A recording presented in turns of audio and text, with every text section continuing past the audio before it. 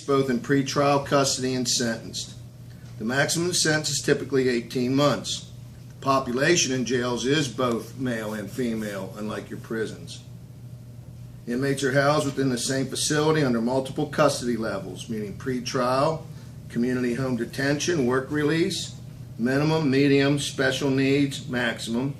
Special needs, I will tell you, are the elderly, the infirmed. We also have, how should I say it?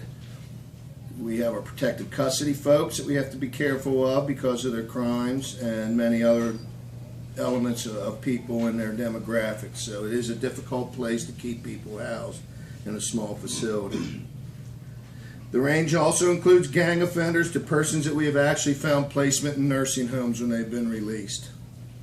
Believe it or not, we take people to chemotherapy from jail. We take them for kidney dialysis and everything else.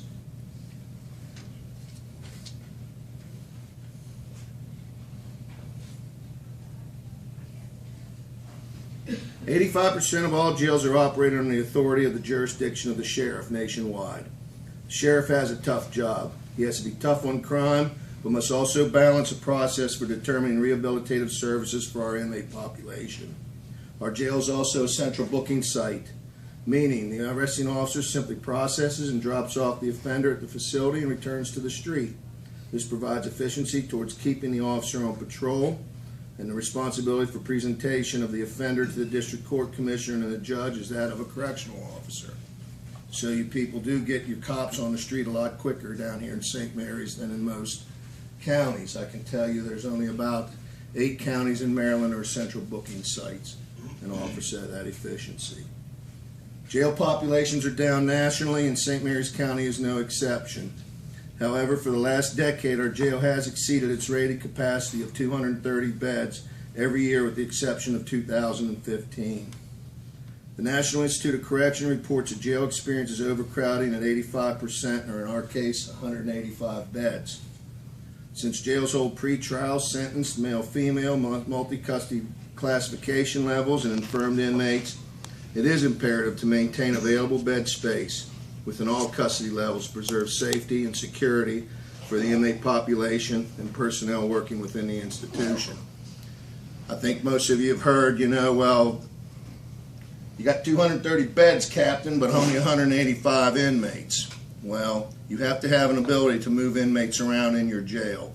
If you don't have those available beds to move them from one classification level to another, you can have problems. Simply, I can tell you, child support offender you don't want in with an armed robber. Just makes that much sense. However, it's very difficult to explain when you're going before a board. Our jail remains quite busy daily. We process and release over 5,000 offenders annually. So the jail is a busy place. Now I've given you that picture. What are some of the challenges facing local jails?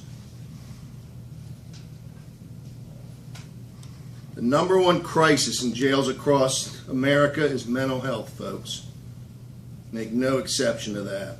The deinstitutionalization of our psychiatric facilities was the most well-meaning but poorly planned effort by our political leadership over the past 50 years. We emptied the mental health hospitals and filled our jail system up overnight. That is just an unbelievable slide.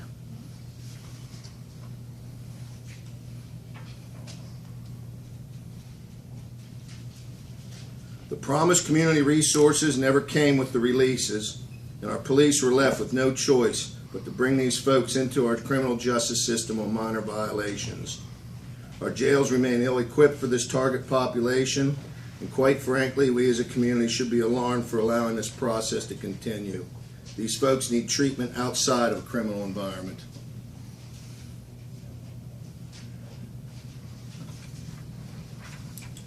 Even our jail has significant populations diagnosed with mental health illness. As you can see, just an average of almost 40 to 42% of our inmate population has some sort of mental illness going on in their lives. And if that's not bad enough, those people have co-occurring diagnosis.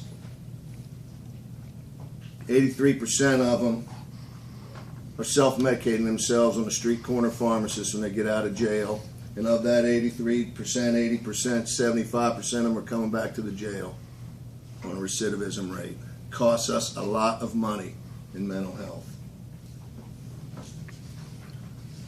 Our second biggest struggle for both law enforcement and jail is the opioid epidemic. Because of general criminality, our staff must be ever vigilant to fight against contraband entering the facility. Street value for drugs increases by 300% when compared to value inside walls of a jail or prison. It's a lot of money if you're a drug dealer. Because of the demand, we literally have to ban children drawings, colored paper, and envelopes from entering the facility. We've also been forced to increase the number of random drug screenings and facility searches as a result. People coming in from work release are hiding drugs in just about every imaginable place you can think of. And if that's not bad enough, when we get it in the mail, the nice colored drawings that you see Junior writing to mom and dad, they put the nice coloring on. Remember how they look? Everybody's probably got their grandchildren or child's picture on their refrigerator, do you? Yes? They mix the drugs and make it look like a coloring, put it on there and mail it in, and then they eat it. So we've had to ban them.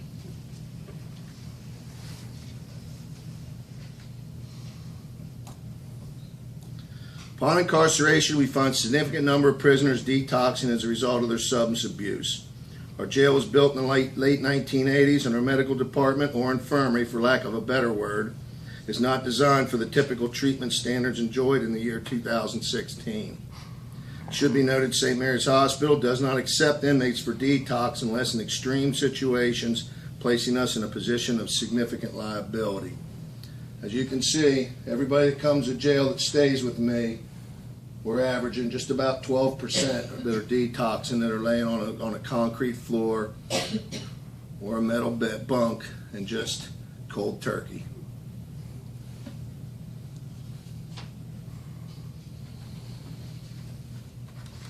And if you don't think opioids are a problem, just look at the numbers that are coming in that are detoxing in your detention center from the benzos and the alcohol. Before, you saw, like with the picture I showed, you have local jails with Andy Griffith and Barney Fife at the local jail. Alcohol was a big one. But now, benzos are your depressants. Depressants.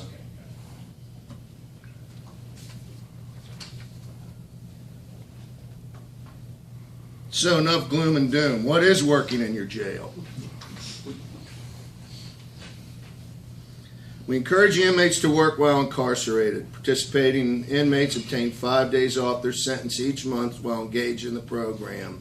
Some of those are in public works, transfer stations, town of Leonardtown, county fairgrounds, the Friends of the Library Book Fair, St. Clements Island Museum, Wycomico Golf Course, to name a few. In the past 2 years, the detention center volunteered to assist the local churches with Project Warm by providing laundry services to our supporting churches and homeless families. I'm a strong advocate of the inmates need to be standing up, not laying down. Inmate reentry services is a critical component of correctional services. 10th grade education is the average completion for an inmate in St. Mary's County.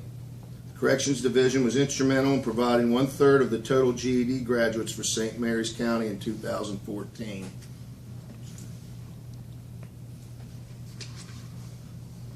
Corrections Division has also adopted a Christmas family every year since 1996, and this year we were able to adopt 2 families in the community.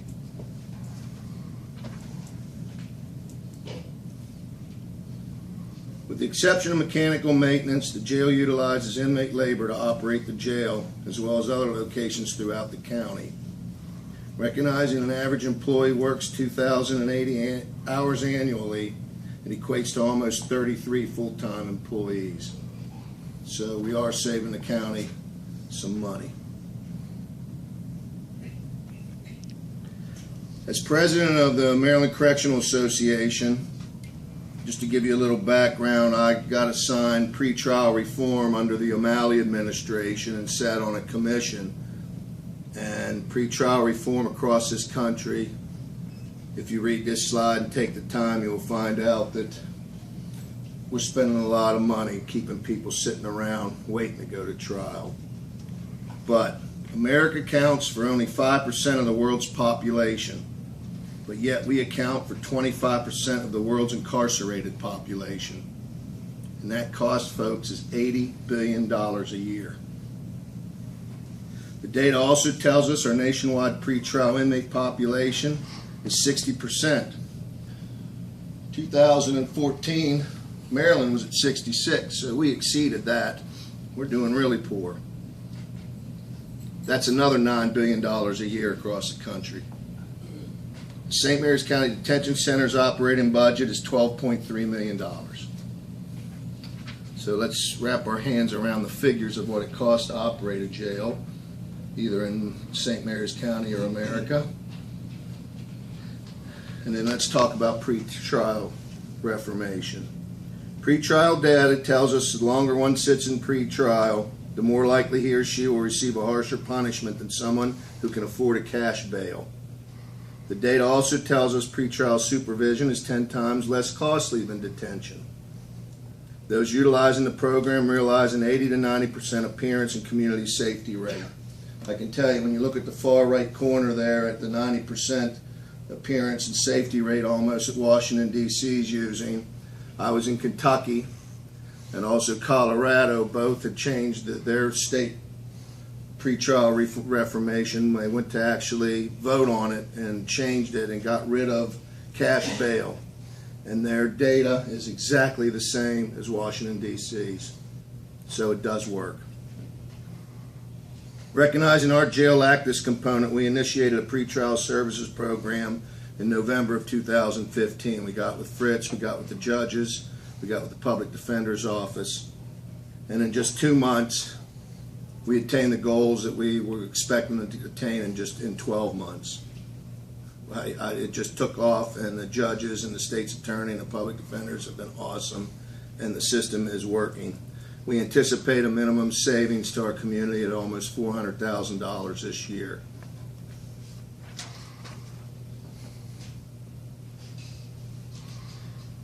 Now, if you read the newspaper, everyone well knows the history of the jail expansion project that has been in various ongoing, killed, and revived stages of life since 2005. The 2005 Space Needs Study and the project design provided for an additional 230 minimum security beds, female dormitory, central booking, kitchen, laundry, work release center, inmate classroom, staff training and locker room, counselor and officer workstations, new security locks and cameras, air conditioning, administrative office space, to name a few. In other words, the 30-plus year facility would have been completely revitalized. 2012, the Board of County Commissioners elected no longer to pursue the project and proceeded with only a maintenance of effort for air conditioning and locking system. 4 years later, the new board has decided to proceed with a female wing, pretrial office space, and a medical infirmary in concert with the maintenance of effort project sanctioned by the preceding board as a better expenditure of taxpayer dollars. Although these efforts will not address all deficiency identified in the initial space needs assessment study, we are confident it will address some of the more important risks for the time being and hopefully get us through another 15 to 20 years. But ladies and gentlemen, that is about it. I can tell you that the infrastructure will not hold it much longer than that. We're going to have to make decisions on where a new jail is going to be built. But at least there is an answer with this group of county commissioners to at least address some of the problems. Now, that most of you might think because I'm into inmate rehabilitation that I might be a liberal bunny hugger or something like that. And you look the part. And 33 years of police work, I can tell you I've enjoyed a great life in St. Mary's County. But please remember that not all people who go to jail are necessarily bad people. Some are people who made bad choices. As you look at this screen where your residence is right now, because that's what all of you are doing, Remember, 95% of all people going to jail are returning to a neighborhood near you.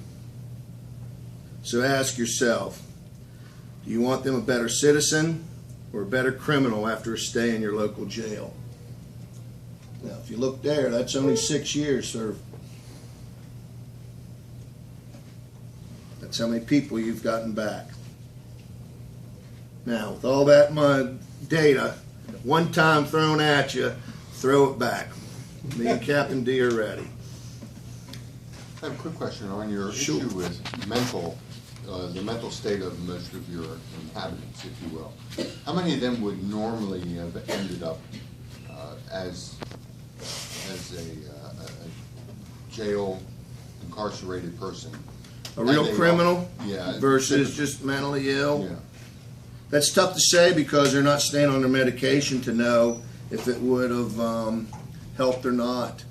Most of them are just getting charged with vagrancy, indecent exposure, and things like that we see, and even burglaries because they got no place to go, so they're breaking into a place and they're spending a year pre-trial in jail, and then serving their sentence and just getting time served. There are 957 beds or something like that. It's just under 1,000 state beds in all of Maryland. In all of Maryland. It may So not be when I very- do get somebody that's committed to Spring Grove Hospital, how long could it take, Captain D, to get them in there? 6 months. Up to 6 months to get them into the hospital. Did They it- have made us the de facto institution. Is it cheaper to be in jail than it is to be in a mental institution? Was that the driving factor? Well, I would think that what the states have done across the country, in my opinion, if you see, as you saw how they emptied out, the state has absolved themselves from keeping those folks and put them right back to our communities, to our different jails across the country. We got them all back. The problem was we never got any stuff, like Pathways is our only connection for mental health. And I would tell you that they do a great job. But again, they're overwhelmed too. It's the tsunami that's taken them out to sea. We do a very good job getting them medicated and getting them straight. Judge Chester will tell you every time it's like they're a new person when they come back before. But once you release them out the front door, there's no support network, unfortunately. Kathy, just so you know, it could take months to get someone set up within a mental health appointment. Mhm. Once we release. Captain? Yes. How does the incarceration rate in this country compare to the European countries?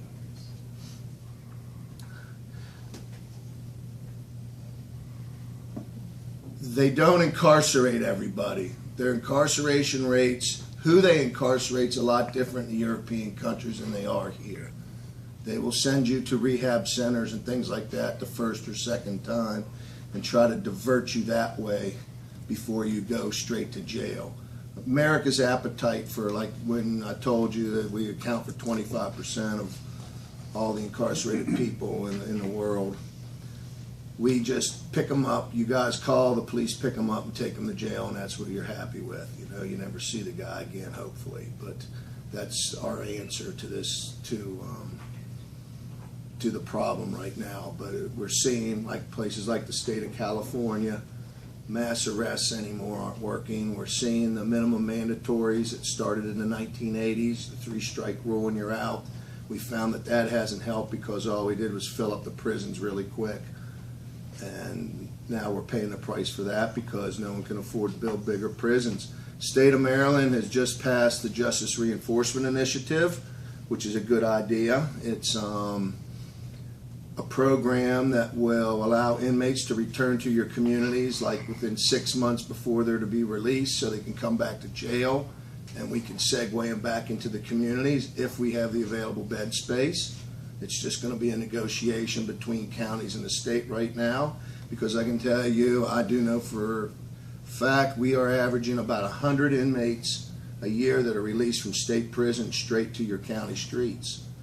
So it is better for us to program them, determine where they're at, and then release them. But again, that's going to come at a cost to us. But again, I would tell you that cost is probably a lot more better for us than the police going back and fighting crime, figuring out who did what, and then putting them in jail and starting that process all over again. But again, it goes back to bed space, which space needs study and dealing with everything.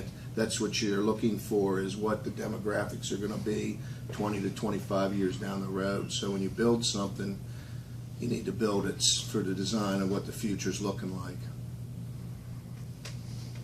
Yes? One of the first slides you showed us, 2005 to 2016, that there was a decline in amount of incarcerated, I guess, or Yes. or beds used. And maybe I missed the big point. Oh, yeah, right there.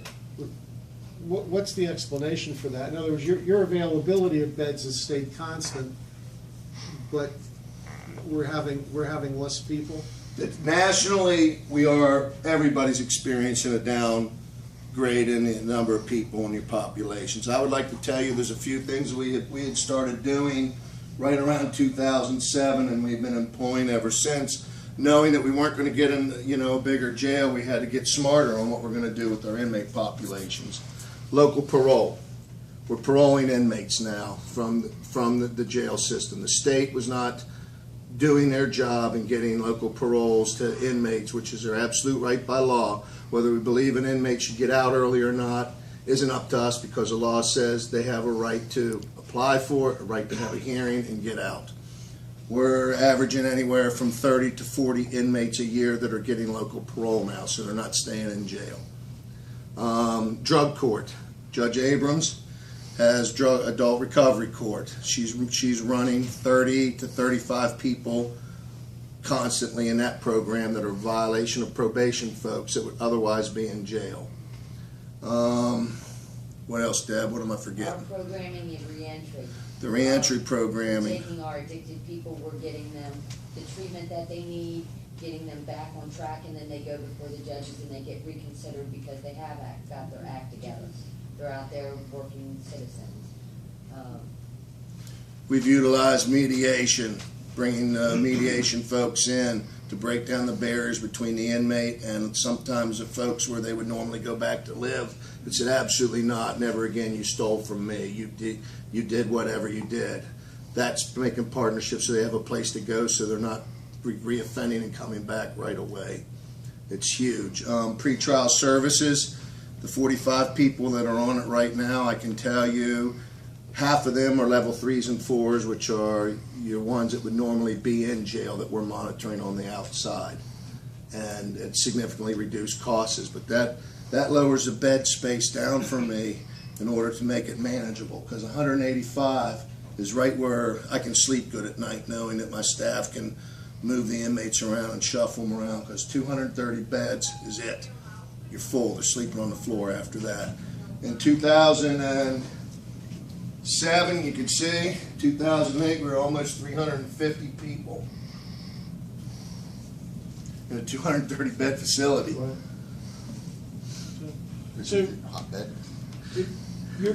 The jail is actually, it sounds to me like you're starting to take on roles that, for lack of a better term on my part, social services. maybe. That's exactly the words. Even the grand jury said that. We have taken on the rehabilitative components, and the new expansion project had those classrooms, those components facilitated in with the space needs assessment study. And along the lines of tough love is most effective, at least in my opinion. Are you better at it? Your success rate better at it? Well, I'd like to tell you that the numbers are proof in the pudding, but if they go spiking up here in 2 or 3 years, I'm going to have everyone say, Merican, you're an idiot. I mean, but it's, Well, I would tell you got to have tough love. I think we're keeping the right people in jail and we're doing the right things with the right people. But again, it takes officers to do that. It takes case managers. It takes folks that, in other words, we've had to reprogram ourselves in how we think. When somebody has an administrative violation or something, what do they really need? Is it substance abuse?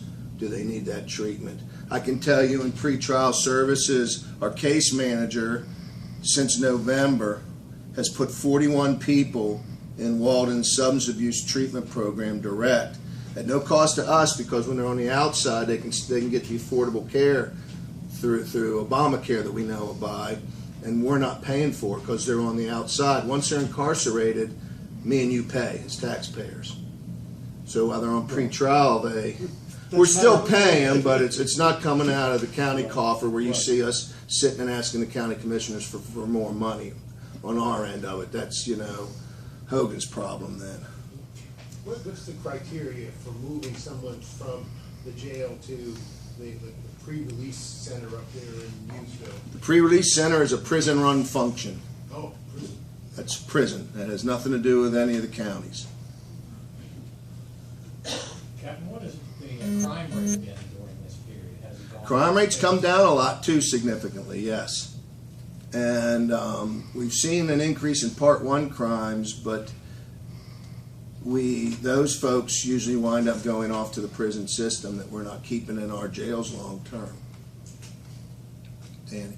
Just expand on the working conditions of your officers, and you glossed over real quick air conditioning. But Yes, when you look at that too, another critical component that we don't even think about is the poor officer. In the 1980s, everyone was tough on crime, lock them up, throw away the key. We've talked about that. Minimum mandatories, everything else.